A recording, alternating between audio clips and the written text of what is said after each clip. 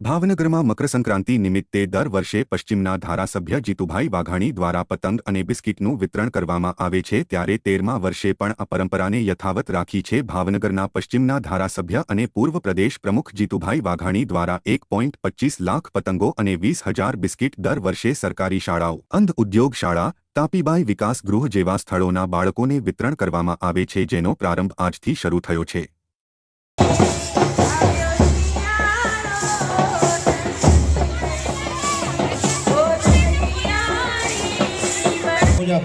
આ પતંગ ઉત્સવના 13મા કાર્યક્રમની અંદર ઉપસ્થિત ભાવનગર મહાનગરપાલિકાના મેયર શ્રી ભરતભાઈ,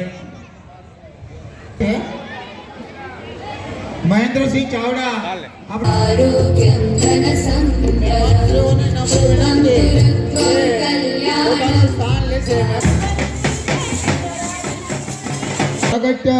દ્વારા માં સરસ્વતી અને માં ભારત માતાના ચરણોમાં વંદન।